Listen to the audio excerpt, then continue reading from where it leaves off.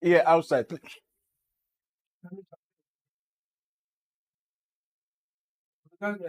He's here.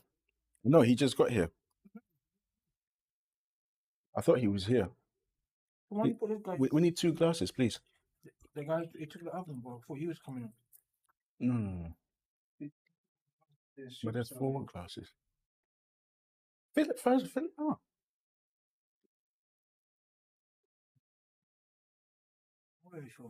thank you. No, no, I know you're panicking as well. We're all panicking. All right, please. We got 1 minute to go live.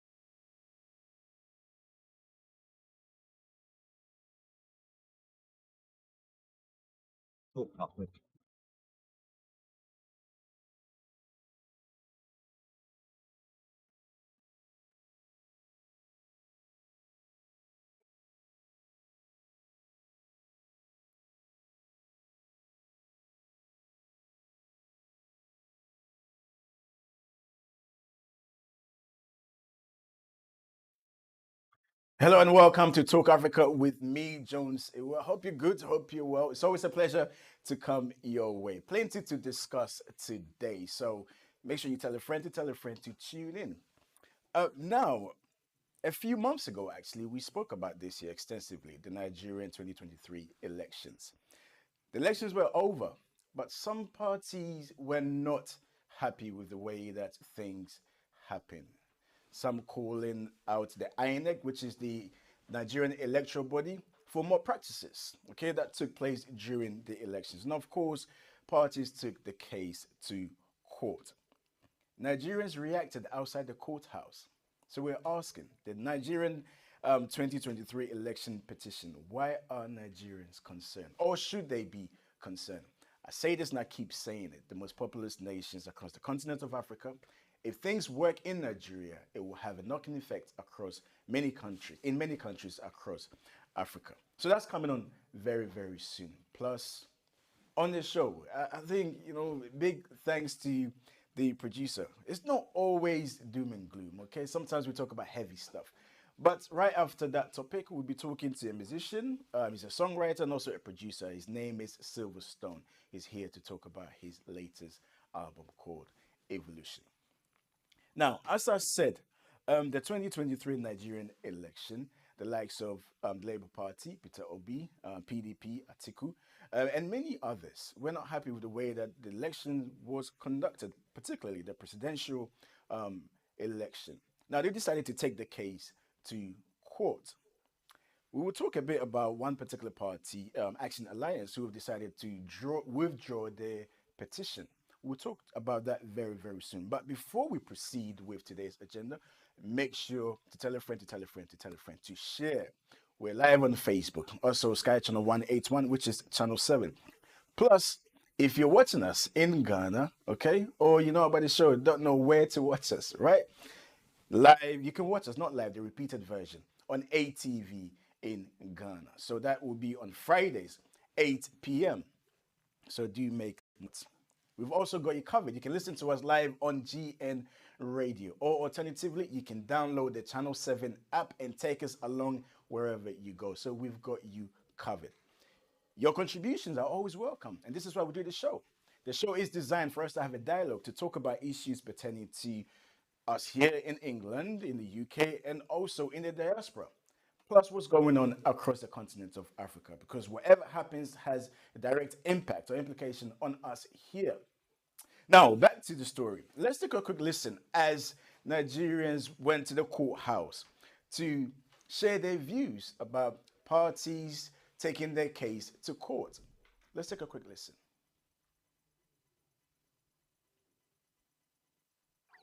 A number of protesters stormed the premises of the appeal court in Nigeria's capital, Abuja, Monday to express their concern about the outcome of the February presidential election results won by the ruling party's Bola Ahmed Tinubu. The protesters were restrained from gaining entrance to the court by security operatives, embarked on their demonstration outside just as the panel of 5 judges sat for the pre-hearing session.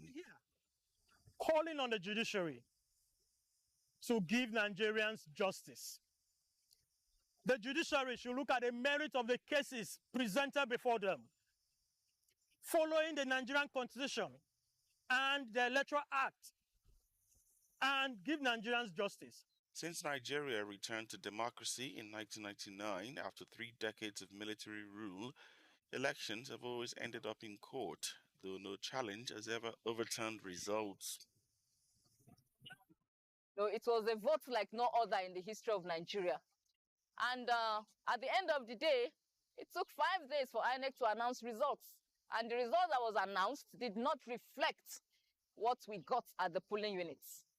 And we are really, really aggrieved. And that is the reason why we have come out here today in mass to tell the Nigerian government and INEC and the judiciary that the will of the people must be done. We want our mandate back because our mandate was ripped out of us and it was stolen from the Nigerian citizens. Petitions contesting the victory of Bola Tinubu were filed in March by several presidential candidates, including the main opposition leader, Atiku Abubakar, who came second, and outsider Peter Obi, who was third.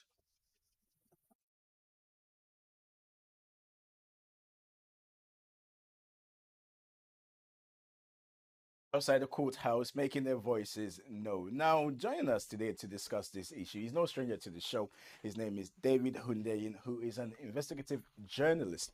I know you have many more titles, um, but you're no stranger to the show.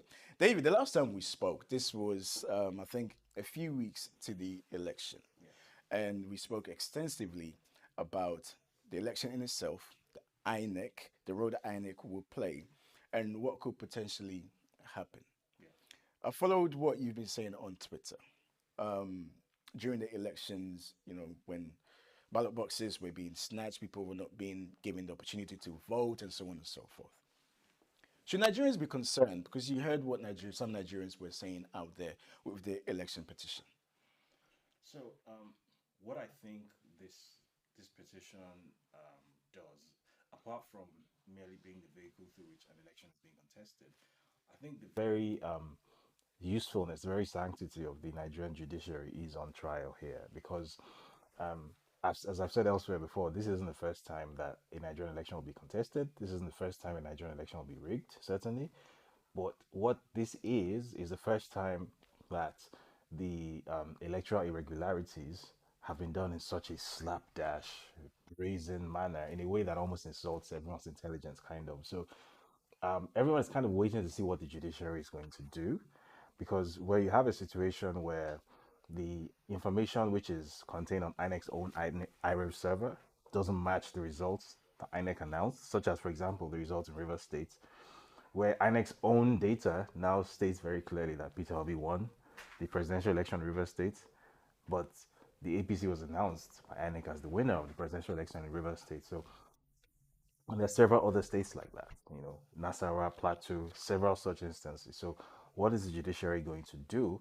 We're waiting to see. And I think the other reason why this is sort of a historic presidential petition is that I think this is the first time that this many Nigerians have been tuned into this process. I mean, as the reports rightly said, every election since '99 has gone to a tribunal. It's no strange thing for a Nigerian election to be contested. But there was actually a campaign which I was part of, and I'm still part of, to actually live stream the I was going to events of come the to that tribunal. because Atiku is also calling for the tribunal to be streamed live. Yes. So the idea essentially is that the Nigerian judiciary needs to be aware that it is under the spotlight. That one thing that the Nigerian judiciary is known or infamous for is delivering this thing called justice by technicality, Okay. where so I stole your phone, Yeah. you reported me for stealing your phone, I get arrested, and at trial, instead of me getting tried for the substantive issue of stealing your phone, maybe in the police statement you made, you stated that your phone is this brand, and your phone is actually this brand, but it's a different color or a different sub model of this Okay. brand. So because of that technicality, the case gets chopped out, and I get off on a technicality. That's what Nigerian judges are sort of infamous for. So what this campaign to live stream this tribunal is an attempt to do is an attempt to put pressure on the justices for them to know that, look, the whole world is watching you. So these things these little like judicial mischiefs, if you like, which you are known for, if you do it this time, everyone is going to know. Not to preempt what the outcome will be in this proceedings, but are you alluding to the fact that the court or the Supreme Court cannot be trusted, or Nigerians do not trust the judiciary? The judiciary. I think there's certainly precedent to justify Nigerians if they decide that they do not trust the judiciary.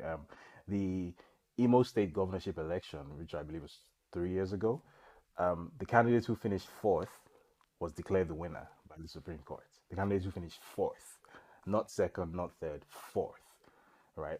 So I think there, and by the way, that ruling was so unconscionable that some of the justices who actually delivered that ruling were actually given visa bans by the U.S. State Department. That's how, you know, bad that ruling was. So I think there's definitely reason for Nigerians to be distrustful. I think there's even more reason in this case, given that if this hearing drags on until May 29th, when the president is supposed to be sworn in normally, and Bola Ahmed Tinubu is actually sworn in as president, then it creates a whole new And again, I was position. going to come to that because there's been the same instance, or should I say instances in Ghana. If I recall, I think the 2012 elections ended up in the Supreme Court. Yes. Well, the 2020 elections as Yeah. well ended up in the Supreme Court. But I think it was actually dealt with much more swifter Yes. than the previous one, 2012. And in a much more transparent manner Yeah, as more well. transparent manner. And that has always been the argument. I mean, you cannot have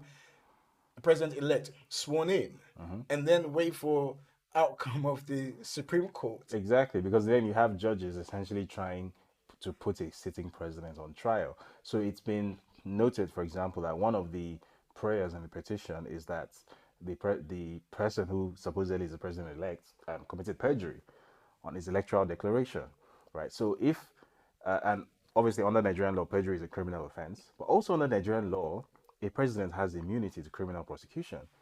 So by getting sworn in if that case has not been heard, does that then mean that going by the fact of having immunity, the case then gets thrown off by technicality, since technically the president cannot be tried for perjury even if he is guilty of Yeah. it?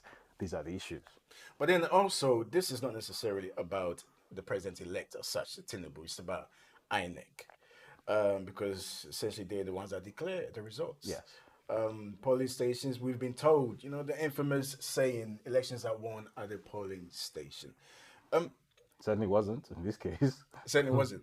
I mean, so what we were told before the election, and what people like me even amplified, what we were told by INEC was that this election was going to be more credible than any other election because there was going to be electronic transmission of results from the polling stations to the INEC IREV server, and that would be that. That's what we were told.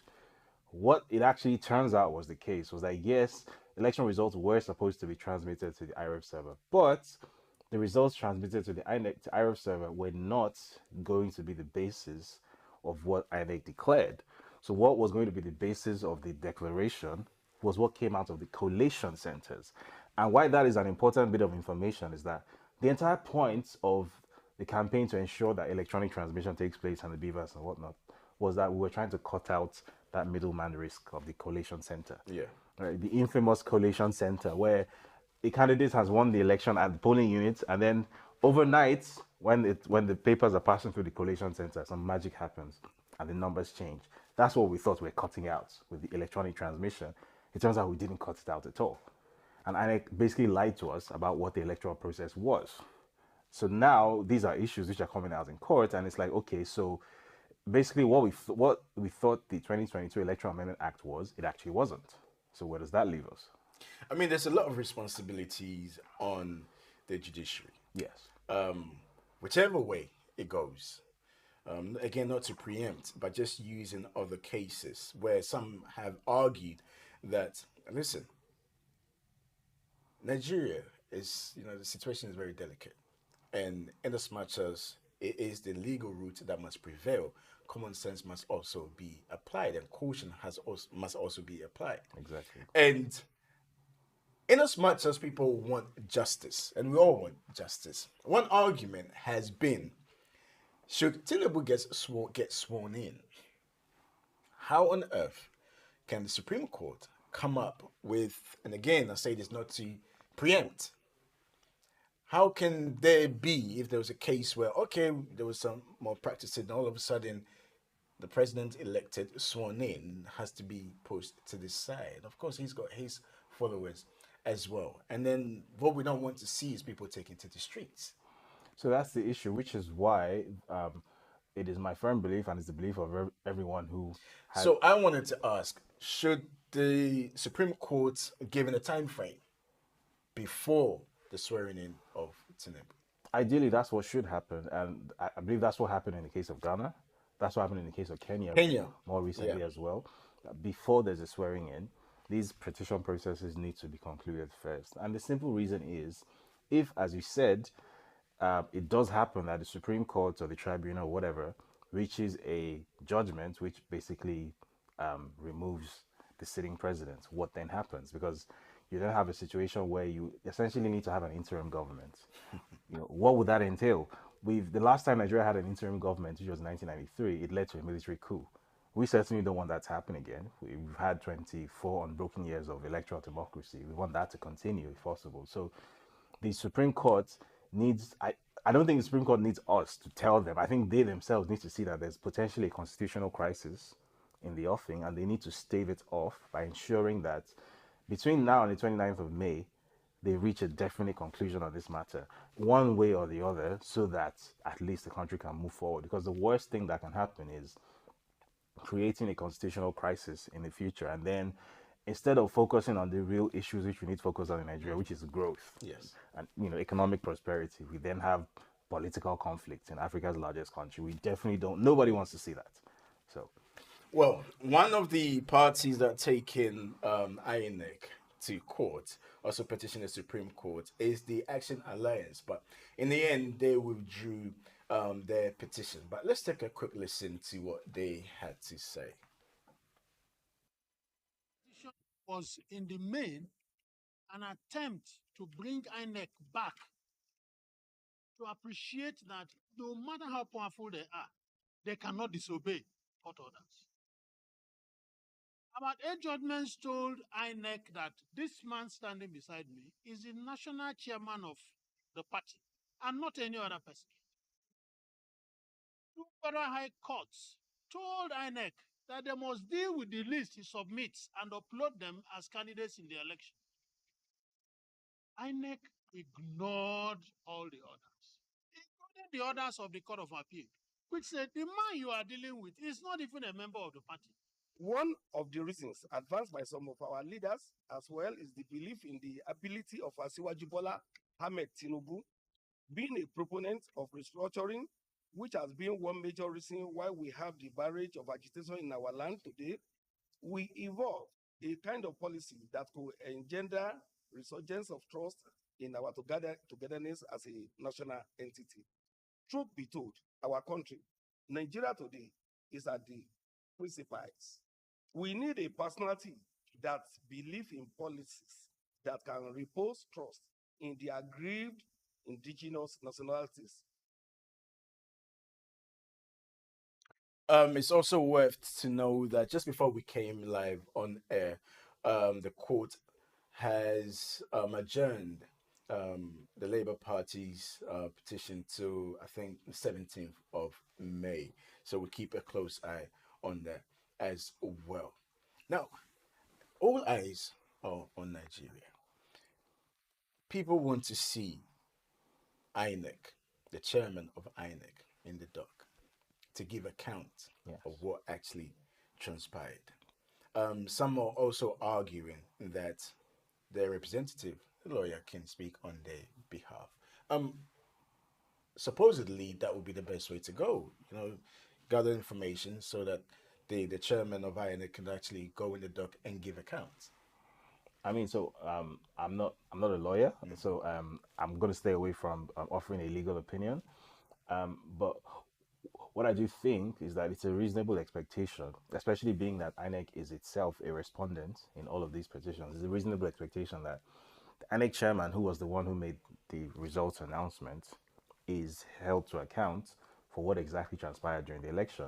As I mentioned earlier, the picture of what the electoral process should look like, which he gave to us, turned out to not be the case. So he basically lied to an entire country about what the electoral process is. The electoral process, according to what he said, he came to Chatham House here in London and he stated very openly in front of the international media that results will be transmitted and collated via the IREV database, which was categorically not the case. So he lied to the world. So these things, one of the problems we have, one of the many problems we have in Nigeria is that public officials basically are able to tell these huge giant fibs and are never held to account for it, right? Things which will be political scandals here, they just get away scot-free, nothing happens. So I believe in this case, the INEC chairman should be in the dock. He should be held to account for, first of all, for the budget that he has had to spend. I think this has been the most expensive election in Nigeria's entire history, and yet has been, one of the most contested and one of the most contentious. The impression we were given was that in 24, 48 hours, everything is going to be settled.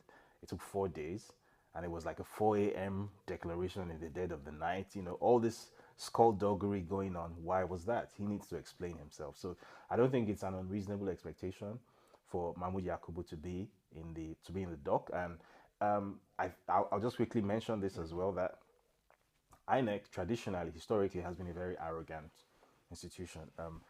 Maybe as a result of the measure of independence that it has, INEC ignores court orders a lot, treats anything to do with public interest, requests for information with a certain disdain, especially coming from the media or journalists. So I think these are some of the issues which need to be addressed now that you have been given all the money you asked for. You had a huge budget. You had everything you needed. You had all of the time. You had all of the resources you needed, and you made certain guarantees and promises. Why were these not delivered on? I think another argument is this is the apex courts on the land in Nigeria. How important do you think, if I may ask you, because it's no hidden secret. You're a stone supporter of Labour Party, Peter Obi. How important is it for Peter Obi to come out and say whatever decision is made by the court will be accepted? So, personally, I mean, it's good you mentioned that I've nailed my colors firmly to the mast. First of all, I don't think the ball is in his court, because first of all, according to the official results, he supposedly came third. So I think if there's anyone who according to the official results, stands a risk of being more dissatisfied, it should be the person who supposedly came second, whom we don't hear much about, Abubakar Atiku. So I think he is the one, more than even Peter Obi, who needs to, say such a thing. And then yes, I would agree that yes, probably Peter Obi needs to. I wouldn't necessarily say come out and make a statement of confidence in the court, but needs to at least make a position statement. If there's one issue that I've had with him, is that he sometimes sort of, he's too diplomatic about certain things. So he needs to sort of nail his colors to the mast in this instance and state exactly what the issue is. I'm not naive enough to believe that there is any sort of cast iron guarantee that justice will be served. I know in the case of Kenya, I believe this was 2015, which was a very contentious election between Raila Odinga and Uhuru Kenyatta. There was a whole drama that went on afterwards, and then Raila Odinga got some judge to swear him in as the people's president. Yes, and that's what we don't want. Yeah, we definitely don't want that. But at the same time, I believe if Peter Obi believes that he actually legitimately won that election, then he needs to sort of stake his claim. He needs to make a definite statement. He's been sort of very vague and evasive. Oh yeah, we'll go to court to reclaim our mandate, which implies that he believes he won the election, but he doesn't really come out and state clearly that I believe this election was stolen from me, right? So I believe that at some point you need to nail your colors to the mast. You need to either tell your supporters to stand down, that regardless of what happens, let's accept this, or you need to state exactly where you stand and not sort of just hang your supporters out to dry, so to speak, which I feel has been done. And just very briefly, I asked that question because we all know, as you rightly said, we don't want anything that could potentially disrupt the country or cause chaos. Yeah. And you've already mentioned in your session there saying that there's a lack of trust with the judiciary. Yes. And for the public to have some sort of trust in these proceedings, then it would be ideal for the petitioners to actually come out and say, listen, we have full faith in the judiciary system, and therefore whatever outcome must be fully respected. Well, I mean, if I, as a total outsider, don't necessarily have faith in the judiciary, I guess I can understand why the petitioners potentially don't. And the judiciary itself, it has to be said, hasn't exactly done a lot to inspire confidence. So I recall a few weeks ago, there was a story that came out, and the person who published the story, the publication that put the story out, is very well known to me, People's Gazette. I have, absolute confidence in their journalistic ethos. And there was a story that he put out that the chief judge of the Federation, Justice Kayode Ariwoola, was cited in London and supposedly was here for a meeting with Tinubu, and he disguised himself as like a disabled person. He was in a wheelchair and all of that. And so either of two things should have happened after that story. There should have either been a robust rebuttal that this never happened, this was never the case, and People's Gazette should be sued for spreading potentially dangerous misinformation, or what happened should have been clarified. Okay, he was in London or he was not in London, this was what happened. Instead, what they did was, so this story was published on a Thursday. By the following morning, Friday morning, then they did a photo op of him in a national mosque in Abuja and made it seem like, oh yeah, he's always been in Abuja. Wow. And then later put out a statement saying, oh yeah, actually he wasn't. So these are the issues that help to perpetuate the narrative that something dodgy is going on. All right. So the judiciary itself needs to give us something. Okay. David Hundeyin, always a pleasure talking to you. Thank you very much for coming on the show. Thanks. Well, we're taking a quick break. When we come back, we'll talk more. Don't go nowhere. We'll be right back.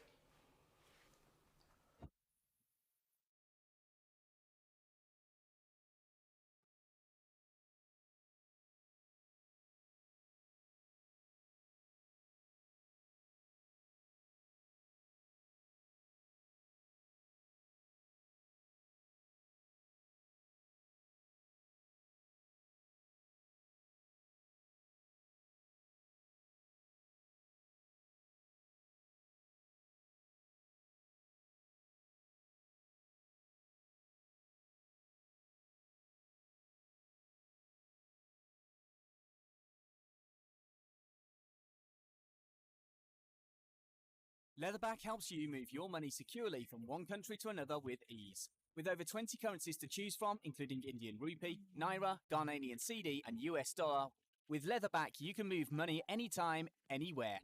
Simply sign up, verify your identity, and you're ready to add money to your account. Leatherback is licensed in 4 countries, and with full visibility of your cash flow via our dashboard, you're in control. One access, one platform, one world. Download the Leatherback app and let the journey begin.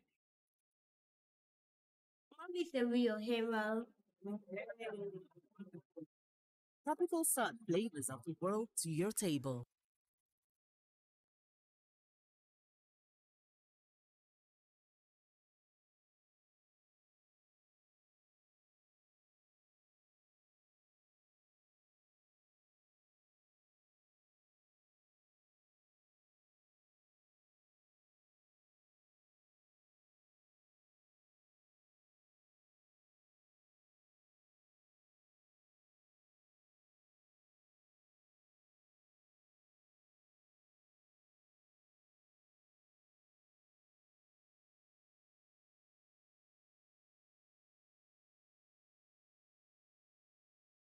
Leatherback helps you move your money securely from one country to another with ease. With over 20 currencies to choose from, including Indian rupee, naira, Ghanaian cedi, and US dollar, with Leatherback you can move money anytime, anywhere. Simply sign up, verify your identity, and you're ready to add money to your account. Leatherback is licensed in 4 countries, and with full visibility of your cash flow via our dashboard, you're in control. One access, one platform, one world. Download the Leatherback app and let the journey begin. Um, Welcome back to the program. It's a live show, so sometimes you might catch us doing certain things behind the scenes. But if you just tune in, this is Talk Africa. Make sure you share, okay? Share, comment. We're streaming live on Facebook, on YouTube.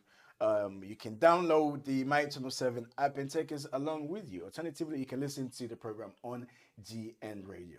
This particular program will also be repeated on ATV in Ghana on Friday. So we're international, we're global. Okay? Do tune in. Now, let's move on. There's a quick report from Henrietta Adam concerning what's been happening across the continent of Africa. When we A come group back, of we people have our who were killed in a main guest forest in the in house, the man southeastern himself, Kenya Silverstone. by an Yes, I'm abandoned let's take a quick listen to this report. that practices extreme fasting have had their organs removed from some of their bodies, according to a court document seen by AFP. More than 100 bodies, including a majority of children, have so far been found in the investigation of the Shakahola Forest massacre. According to the head of forensic operations, Dr. Johansen Odwa, some of the victims, including children, were strangled, beaten, or suffocated. Autopsy reports have noted missing organs on some of the bodies of victims that have so far been exhumed, indicating that a well-coordinated trafficking of human organs involving several actors. Pastor Mackenzie faces charges of terrorism. The exodus of civilians has accelerated, with more than 700,000 people displaced by the war in Sudan, according to the United Nations. According to data that's been collected by the International Organization for Migration's Displacement Tracking Matrix, now more than 700,000 people are now internally displaced by the fighting, which began on the 15th of April, according to this latest data. Looting and fighting continued for the 25th consecutive day in Khartoum. In Port Sudan, a coastal town 850 kilometers east of the capital, hundreds of Beja tribesmen demonstrated, demanding weapons to fight alongside the army. Gunmen attacked a Baptist church in northwest Nigeria, kidnapping 25 worshippers from a Sunday service. The attack was the latest mass abduction in Nigeria, where insecurity is one of the top challenges facing incoming President Bola Tinubu, who takes office at the end of the month. Attackers on a Sunday burst into the Bej Baptist Church in Chikun area of Kaduna State, initially abducting 40 people. However, 15 of the hostages managed to escape. At the sound of the gunshot, everybody scampered to safety. We forgot that they were even lying down there because The gunshot was everywhere. You can't know where to run to. So that was how they came, met them asleep, and they shot them. A Kaduna police spokesman confirmed Sunday's attack but could not immediately give any details. Heavily armed gangs, known locally as bandits, frequently carry out mass abductions for ransom in northwest and central Nigeria, holding their captives in camps hidden in vast forests that stretch across the region. Abductions for ransom and intercommunal attacks have been on the rise again after a lull during elections in February and March for the presidency and government posts. We don't know what is the cost. And we are looking for the government to come. And one thing that disturbs us, we have military men around, but they can't help us.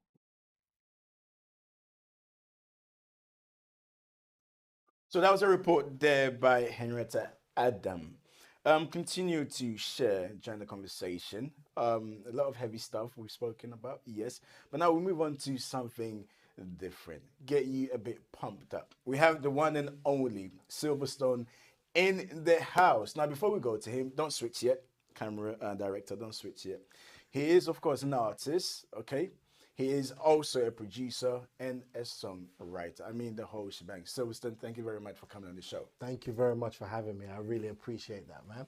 Now, actually, the first time I met you, yeah, I don't know whether you remember, but of course, it was for another channel, right? And it was all the way back, I think, 2015. If I'm not mistaken. Not even 2014. Yeah. So, you know, when was that? This was at previous station I used to work for. Yeah. And I mean, when I didn't know you was Ghanaian, right? I didn't know at first. You don't look like the typical Ghanaian. I've been told I look typical Ghanaian. Yeah, because I've got the square head. You see? I've got the square head. And the gap. Right? I mean, you know, some Ghanaians don't have the square head and the gaps. But the thing is, when I first saw you, I was thinking in my head, okay, it was about, you know, Afro beats and so on and so forth. But actually listening to you, I was like, bro, this guy sings. Okay. Right? This guy I should hope sings. so. No.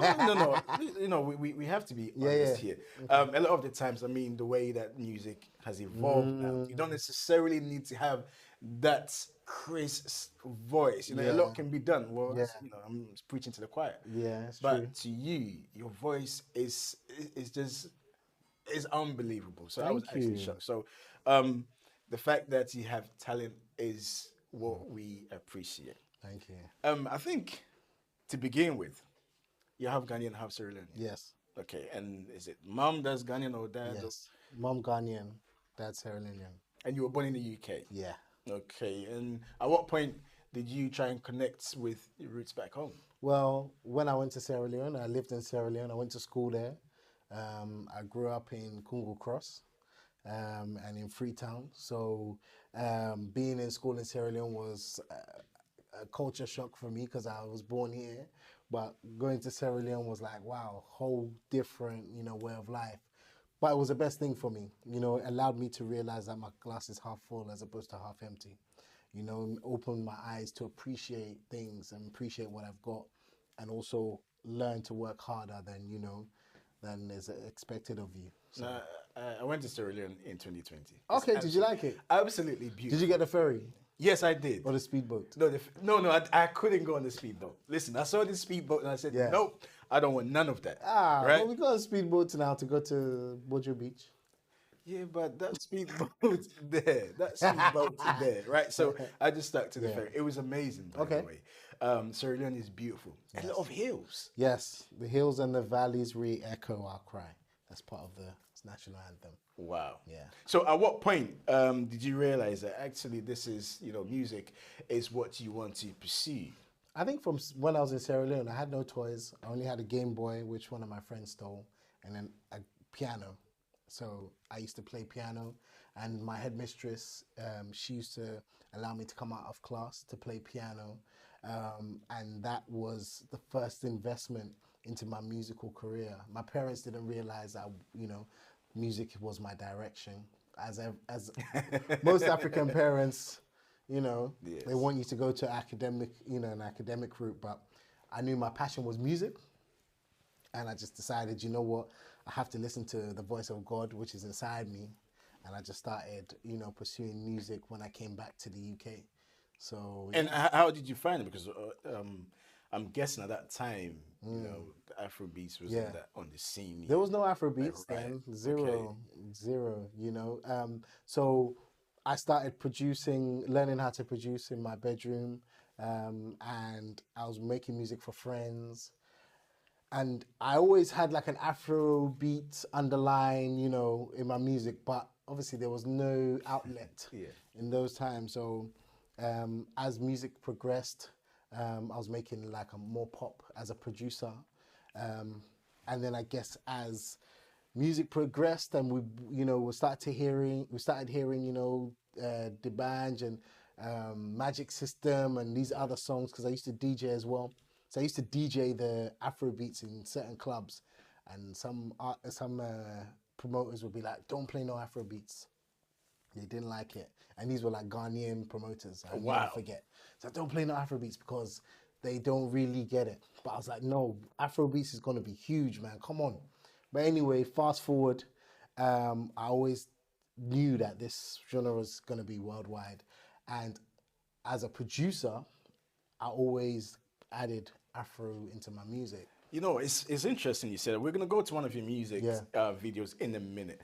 But it's interesting you say that because watching you, I think talking to you now, I fully understand Yeah. the production or the producing Yeah. element, because I've seen your music with Shakademus and Yeah, Plies. Plies, right? Legends Yeah. in the game. You've Elder. also done, music with Sarkodie, right? So just listening to you now, I can see, and what we do as creative Yeah. person. It's almost as if how you go from one genre Yeah. to the other can only be done with somebody who is actually behind the scenes as well as in front. You've done your homework. Yeah. Yeah. Wow. That's literally it. Literally it. Yeah. And I mean, I'm sure you've probably had this question before. Which one do you prefer? I prefer both of them. But I do love being on stage, because on stage you can really have the energy from the crowd.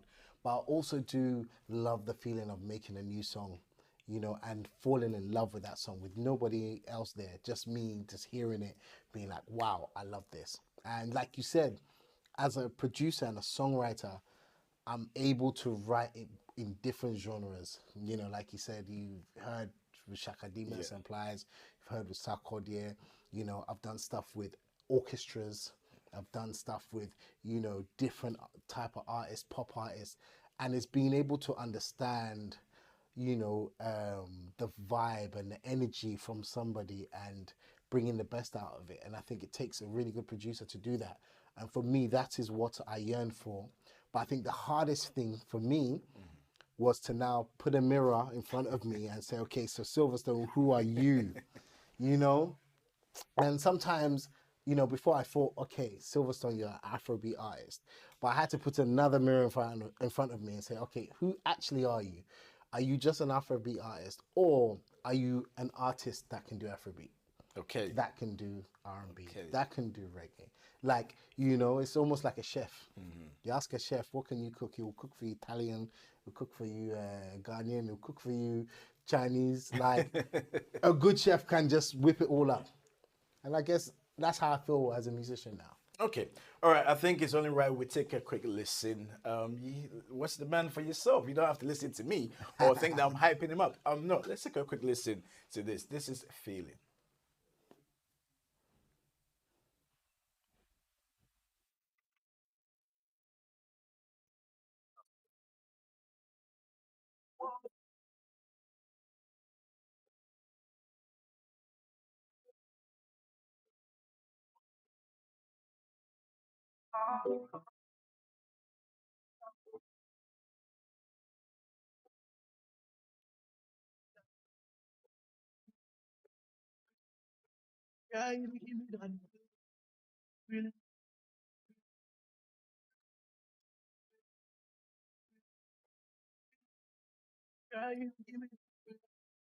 feeling like the way that you go. I lose control. Mind, body, and soul. Light it up and let's blow. I like the way that you go. You make I lose control. Mind, body, and soul. Oh, Lord, that's right.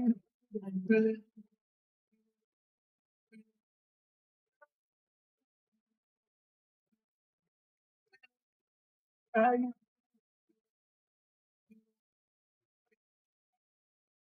I'm the guy you give me that feeling. You come close, make a feel that feeling. Girl, we gon' make it feeling. And let me give it the key. Open up the door. Like the find your designer. Better than Balenciaga, Gucci, or the Prada.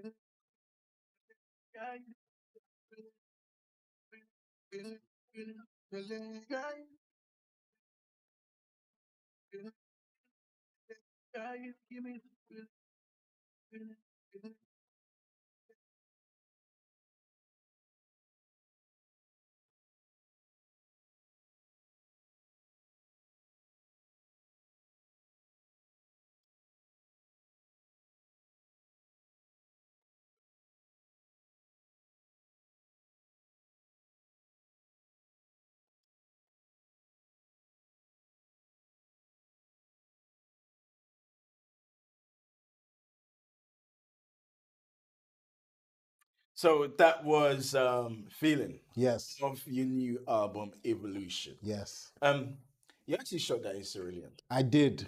Sierra Leone is amazing. Could share to Miss Alone people them. If I'm Okay, let's talk a bit about your new album, Evolution. Yes. The thinking behind Evolution, how you've evolved. What has evolved? Gosh, so much has evolved for me. I've evolved as just a musician, being able to create more music that I feel, that I love, that I enjoy. Not saying that I wasn't doing that before, but just exploring, you know. I evolved just as a businessman. I evolved just as someone to give back. I evolved in so many different ways, you know, because COVID, you know, was crazy. And for musicians, it cancelled a lot of them. Yeah. And for me, it was almost like a cocoon for me to kind of understand who I am, what I want to do, what I want to give out, the person I want to be. So that's just part of the evolution. And I felt that this is a fitting description and title for the album. You know, it's a beautiful thing to be able to show that you're changing. You know, sometimes people don't change and it's not great. You know, without change, what's going to happen? You know, you're going to remain the same. It's interesting you mentioned COVID because COVID actually predominantly affected the entire world, but more sectors, some sectors were hit more than others. And of course, the creative industry was hit the most. Yeah. So was that the evolution process?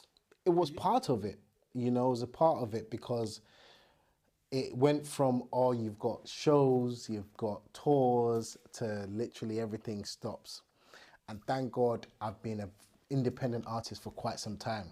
So I've learned how to juggle a pound.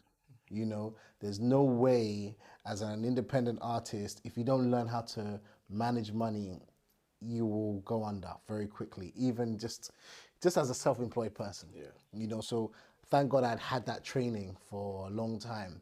So when COVID happened, I made sure that I went deeper into that mindset of knowing how to manage myself. you know. And then also I thought to myself, okay, right, I need to make sure I start something as well that is pandemic proof as well. So I thought of other businesses as well as my music, because I thought, well, I can put out music, but I can't do shows. I can just about maybe do a video, you know, things were crazy. So it allowed me to open other businesses. And that was part of the evolution process for me to become more of a businessman as well. But then also I was able to be in the studio and just write my music, you know. I've got my own recording studio, White Hut Studios. It's a big complex with 2 studios, a live room. We've got an education company, we've got a food bank, all of these things. And I decided to kind of enhance them, you know. And since Silverstone the artist was chilling, you know, Silverstone the businessman was able to now start thriving and moving forward and start doing things that I felt, okay, right, you know, I want to be able to help my community. So I opened up a food bank, partnered with Waitrose. We were giving food to people. We were giving turkeys at Christmas and chicken and stuff like that during Easter, and giving, you know, lots and lots of food. And also an education company. I was online working with a lot of young people, helping them, you know, doing Zoom sessions and stuff like that. So many different things I was able to do as an artist, because I felt like this is what I want to do to give back, because it's all about your legacy. But then in that process as well, writing new music, understanding, you know what, I want to be able to, when I come out of this, I want to be able to share that in my music as well, about good vibes, about helping, about showing love, you know, showing forgiveness, all those things. Was it challenging to explore the business, you know, to go to the business avenue, so to speak? No, because I've always wanted to anyway, and I've always been that, because as an independent artist, by hook or by crook, you better know some business. Yeah. You know, it's not like an artist that maybe is signed. You know, people are, you know, you've given your advance, you've been given this, you've been given that. Everything else, me and my team, what I'm trying to work it out. is during that time where you're thinking, okay, COVID has happened. Yeah. Nothing is really going on for me. I need to find a way. You got to live at the end of the day. You gotta Yes. survive. Of course. So because you tend to realize that something that has been part of you, Yeah. passion, and you know, it looks as if you're trying to not digress as such, Yeah. but try to explore other avenues. And you've always been known Yeah. for your music. So I'm just wondering if at that point you felt maybe you might be looked at differently. Not at all. Not at all. You know why? Because if you're smart as a musician, you, like my favorite musicians, you hear what they say and you watch what they do. Most of my favorite musicians, your Jay-Z's, your Rick Ross's, they all say that they're in the club, popping bottles, doing all sorts of stuff.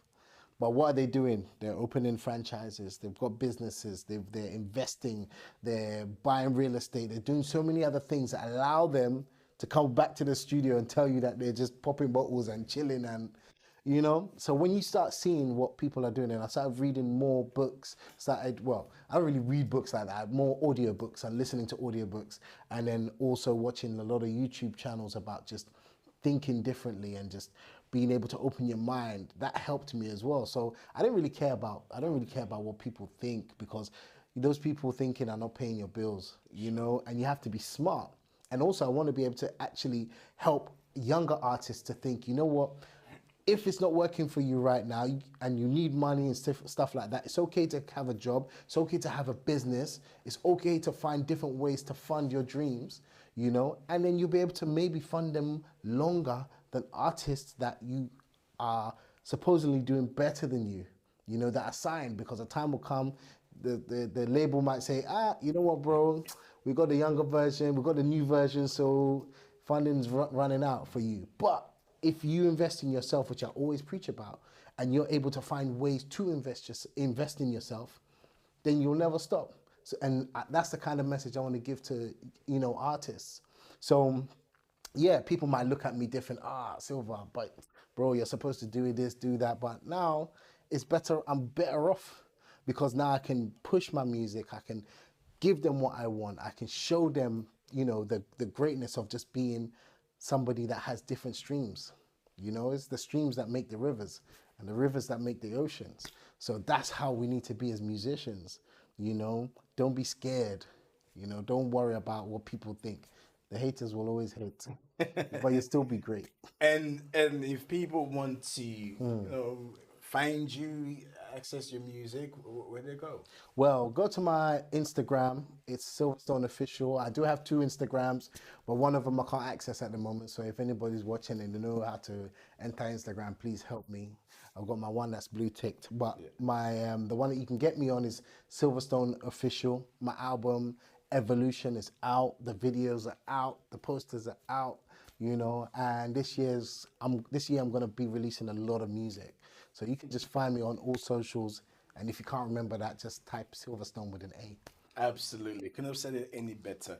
The Evolution album is out. He has evolved. According to him, actually born again. Let's take a quick listen to his song Born Again. I think we're going to sign out with that. So thank you very much for coming to Silverstone. It's a Thank pleasure you. talking to Thank you very much. Hopefully, our listeners, make sure you follow Silverstone and download his music. We're done. All being well, we'll be back here, same place, same time next week. Until then, enjoy the rest of your day.